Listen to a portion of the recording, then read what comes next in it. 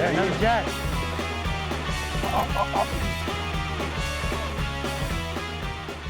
This week on Sportsman TV, bass fishing, Mississippi River style. Woo!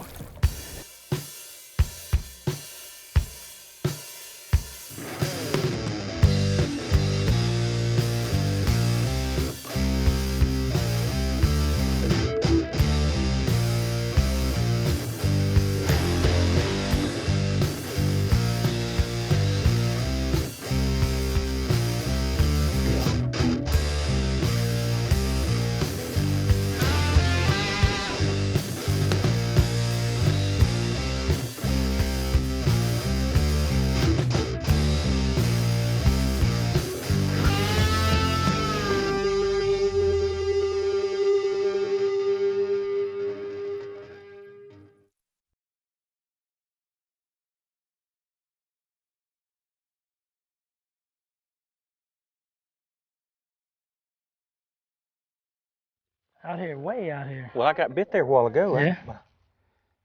I'm looking for I had a weightless rod, I thought. Oh, there it is. A little Venice bass. Well, you see now we're in the back of kind of a dead end. How much cleaner the water's got, and there's coontail growing all out there, and I just see some little bait and activity, and that's just a rage bug, black and blue rage bug. And I just vary the color to the water. You know, the water's still pretty dark, and I'm fishing out of that shade, and it's not that late in the day. I don't feel like they see that good, and I like that. I like that black and blue. It's just, you know, it's good all over the country, and I know they see it well. You know, that black bait, they see it. You're basically trying to get a reaction strike, you know, fishing like that. It's a little.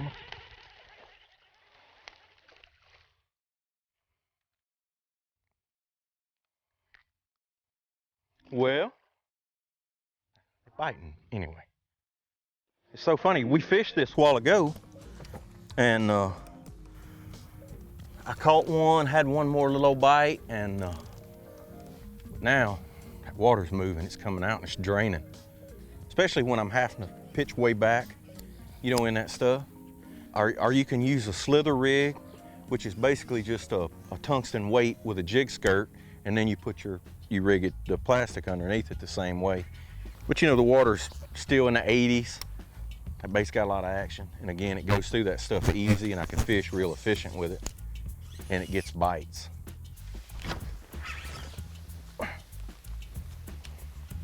To go. Maybe that's the start of a big day.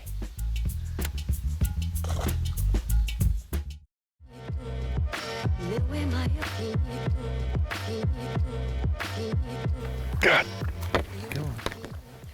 That's it. That is it. The thing about it is you got to make sure you have the right equipment, and I did not have the right equipment, but I'm going to, partially. Now we're starting to get some bites. Yeah. But the deal is, it's an intersection. There's a couple places where current meets, the deal's draining, and it's a little flat right here. And you know, so you got current coming from multiple areas right here. It looks just like all the rest of it, but the deal is what's on the bottom. There's a shelf comes out here, and then it falls into this, you know, it just falls off into this main pass here. But it's just a key place because it's a summertime. You know, this is not a springtime place, it's a summertime place. It's just a place where those fish congregate. There's always current, either river water or the tide's moving. Like this is one of those places that's never dead. It doesn't matter if the water's coming up or going down, it's always moving. And that seems to be the deal, you know, most of the time in the summer. And another cool thing about it is it's in a location where the water is always typically, when the tide's falling, pulling clean water, you know, out. There you go. How about that? Outside a little bit. He was outside the grass. Yeah. Thought to worm out a little bit. Maybe we sitting on, maybe I'm up on them. You know what I'm saying? That water's starting to fall. Strike King cut a worm. You got to keep feeling them out. You know, because the deal is, even like when I'm that far back, there's still a couple feet of water. And we've been in some places this morning where maybe the problem was I couldn't throw far enough back. You know, because there was 3 or 4 feet of water that just went forever. And that's what the thing that happens sometimes when the tide is wrong. you'll fish a good area, you can't get a bite. Well, those fish can just get so far back, you know, and they do that when, you know, when the water's high.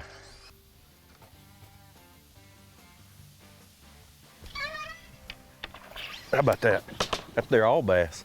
Yep. You see how I had to mess with that one? I kept, and he finally come back and got it, again. What we've done, we've made a big loop. We've been down river, up river, and all around. Most of the water's dirty.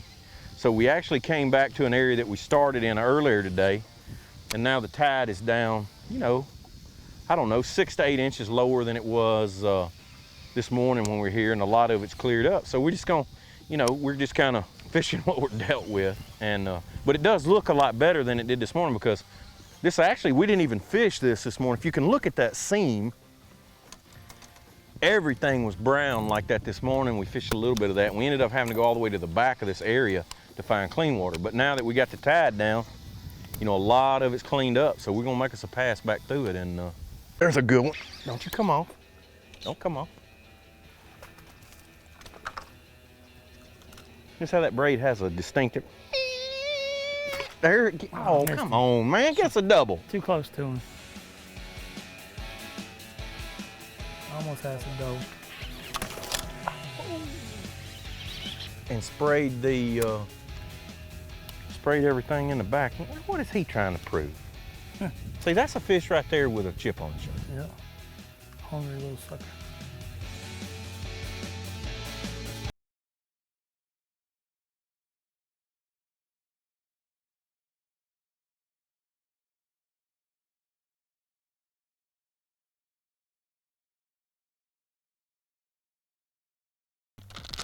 The deal is, most of all the Strike King's Rage plastics come in what they call an eggshell. And all that does is, you know, keep everything straight, keep all the legs perfect. So when you take it out. Now, one thing about all the Rage stuff, if you just rig it up like that, it won't have any action. All the appendages are attached to one another. So you break them apart to make them, you know, where they'll swim if you wanted some action. If you didn't want any action, you could leave them together. And so basically, I go down just far enough in the head of that bait so the bait fits over my keeper. That hook's got a keeper on the back of it. Pull it down. And that keeper, see, that's what keeps my plastic solid on the hook. And I'm just rigging it up Texas rig. And I have that weight, it's 1 1/4 ounce. You know, some people use a bobber stop. I like the rubber peg the best. That's just, you know, my deal, and there it is. And you basically, you know, I mean, Strike King makes up to a 2 ounce weight. I don't use it a lot. Just some situations, places in Florida, sometimes I run up something where I need a weight that big. Most of the time, 1 ounce and that 1 1/4 ounce typically will go through most of the stuff that we fish. 1 1/2 ounce is also pretty common size. But the deal is, typically how I pick my weight again is, if you look, that looks like a solid mat. And I'm just dropping that bait in there, and see, it goes right through. I didn't have to shake it or anything. It's free falling on its own. Now, like I said before, there are situations where a lot of times, once I get them dialed in, sometimes they will tell you if they want a lighter weight. You'll get a lot of, they'll hit it and they won't get it. You know, sometimes you can just change colors and get them, but most of the time, if I'm getting a lot of them to pop it and they're not getting the bait, I can typically downsize. Like say in this situation, I'm using 1 1/4 ounce. Maybe I need to downsize to a 1 ounce. I can probably get a 3/4 through a lot of that stuff. But today, you know, is not really, yeah, it's a catch 'em day. We want to catch all we can, but it's also a find 'em day. And you know, if you look around us, I mean, there are miles of this stuff. And so I'm wanting something that makes me efficient and I can cover water, you know, get it in and out.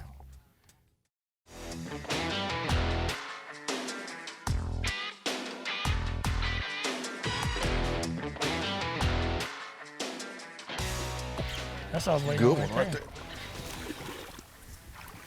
Good one. I thought he was gonna be a little better. He pulled good. Sure did. He pulled good. Boy, that little old man. How about that? Bass in one hand? I'm fixing to sick this bass on that stingray. Get him. Look at him. Took off. He's like, oh gosh, what happened? Like in bass, like a little pit bull. I Like just a released him on the Like a hubcap stingray. coming off a car on the interstate.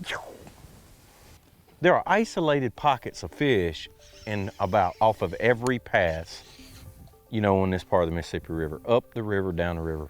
But there are some areas, like particularly like the one we're in, this is a large area that would have lots of fish. You know what I'm saying? It would have a high fish number. You know, the deal is the fish here, of course, they gotta have, you know, good clean water to summer in, but they need big habitat that's not, you see what I'm saying? Like, as you know, we've lost so much over these storms that the closer that salt water can intrude. These fish have less place to hide when the water comes in, you know? And you can kind of tell by the way the fishing is. The fishing is still good here. You know, will it ever get back to what it was pre-Katrina? I don't know. I mean, because we lost so much of protection. Even though that maybe some of the places that we lost, a bass didn't live anyway, but it protected the area where they did live. You know what I'm saying? It was more of a buffer. There's just a lot less buffers, and it seems to me like that, you know, the areas that have fish in them, the numbers are good. There's just a lot less area that has fish in it than what it did. Go. How far out there was that one? See, that's what I was talking about, that water. I mean, that one is still 10 or 15 yards, you know, back out under the mat. Still hadn't moved out. I tell you what, Joey, you might ought to try some of this Venice bass fishing, because it ain't bad. It ain't bad at all. Ain't bad at all. Knowing that was gonna be a bass. When I dropped it in there, the cane shook about 3 foot over. Picked up, he was on there. Aggressiveness. Nice fish too. You know, well, basically, you see how this whole line looks. I mean, I still experiment a little bit as the water goes down, but most of my flips are going back in the, you know, I'm still fishing back over in there. I still feel like, yeah, the water's pulling clean, but it seems like the fish are, you know, farther back. I'm really not letting it set. Like, I'm flipping it in there. I like to what I call over flip. And what I mean by that, when I got extra slack in my line when my bait hits the water, because I want my bait to free fall. Like, I don't, because what'll happen a lot of times, it seems like that real fast rate of fall will get you more bites. But another thing happens, if I'm on that bait when I'm dropping it in and one grabs it, because you'll get a lot of times get an aggressive bite, he will pull my rod and cause me to react too quick. So if I flip it in there and I kind of lift my rod up and drop my bait, and that way if one's real aggressive when he's got it, he's had time to stop by the time I lift up on him, and I have a better chance of catching him. There he is. Monster. Pretty one. Look how pretty he is. Look at that. Jump, baby. Do a little Bill dance. A little better fish. The big one didn't bite first.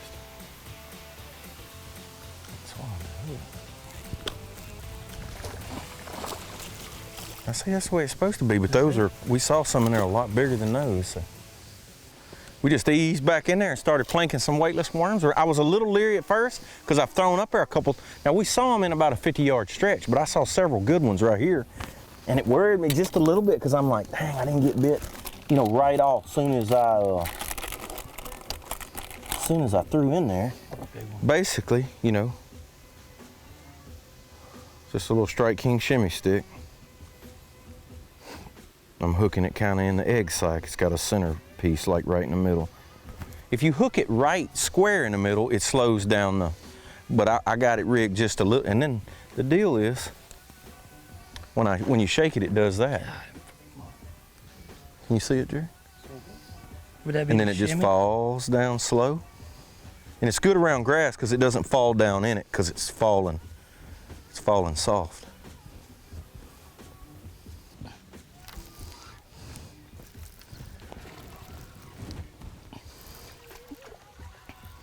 See if any of them other ones chasing him.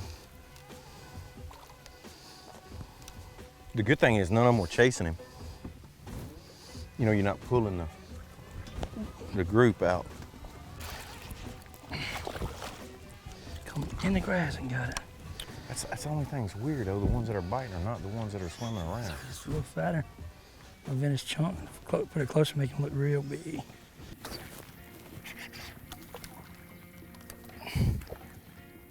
Major league fishing right there. Didn't touch, no penalties. The fish are real aggressive, not real big, but good. We're in the bottom couple hours of the tide, and it's taking it really, like typically all you would want the water doing is moving would be the deal, but I guess since that water was, you know, dirtier, it really seems like it's needed to be, the lower the tide, better it is.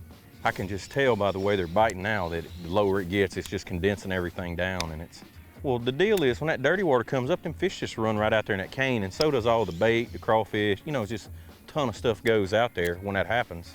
And that's where those fish are, and you say, well, I can pitch out there in that stuff, but it's just too random, you know.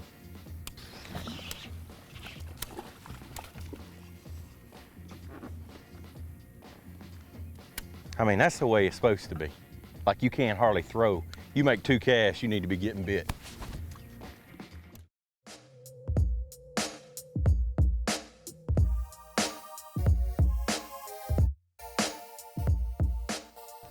Well, come on up here. That ain't too big. Well, I didn't think he was shaking his head. Yeah, now he's Now he's big. shaking the drag. Pulling us down to the end where the, man, that sucker hit. It might be a bass, Dick. Good thing I got some sleep last night. Yeah, you did. Woo! A couple times I thought I was gonna have to crank him up Hey, I over was there. tired. His old motor would and then goes, I was like, he quit breathing. This fishing show business is tough. Okay, go back to the back. Pull your shirt off. Do it. I ain't lying to you. Pull your shirt off. That's the only thing You that have would so make this many- better right now if you didn't have a shirt on. Definitely get y'all viewers up. I think I got a tuna. You never know what you got down here, that's the thing. Spinnerbait fishing. Might be a big old red. Not too many places in the country you can throw a spinnerbait and get it cracked. It's awesome, man. There Yeah, he another is. jack. Yeah. Oh, dude, bam. I mean, you were on fire this morning, Mr. Joey. Whew, I'm almost a little dizzy. From going around in a circle. Yep, maybe what we're looking for too. It ain't a jack. Yep. There he is. Are you kidding me? Came off. He came off. Wow. Well, basically, we're just in the mouth of the Mississippi River. You know, yeah, we fished yesterday, we bass fished, and the tide is not really getting right till real late in the day. So this morning, rather than, you know, fight that deal, and we decided to come down here to the mouth of the river and fish. And I mean, it's always good. Especially, you know, the river's down. It is a little dirty, but still, you know, water temperature's 83 degrees, and I mean, the jetty's just working alive with all kinds of fish. Mangrove snappers, jacks, you know, there's a chance of the bull redfish. I mean, there's always something here to catch. Look at that. What is that? Strawberry snapper. Come on. Get him in here. Get that snapper in here, boy. Ooh, watch out now, he got a mouthful My of bad, fish, I'm too. sorry, dude. Had too much line out. Nice little old mangrove on spinnerbait. I said, Joey got a hot hand. I was holding back yesterday. Like a bass, purple bass, huh? Like catching smallmouth. I'm telling you. Closest thing I That's ever caught to a Louisiana. smallmouth. That's the closest thing we got to a smallmouth bass right there. Hack attack spinnerbait. Only place in the country that you could catch a mangrove snapper, a jack crevalle, a redfish. I mean, look at they eating the skirt off my spinnerbait. Finest place on the planet. It is hard for me to come down here and just bass fish. See if I can get him up, throw down the edge this way, but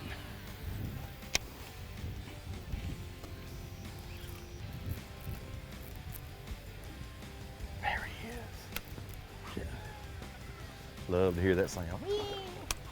Nice redfish. They do like that 1.5. They like a 2.5. Oh, easy. Trying to get my bug. We do have a net this year.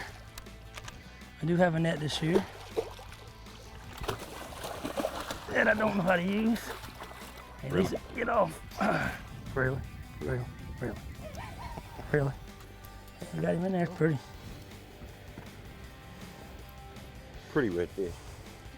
That dirty water doesn't seem to bother the redfish, does it? We done. We had a good trip. Caught a bunch of bass, jackavels, reds, snapper. See you next time on Sportsman TV. We out.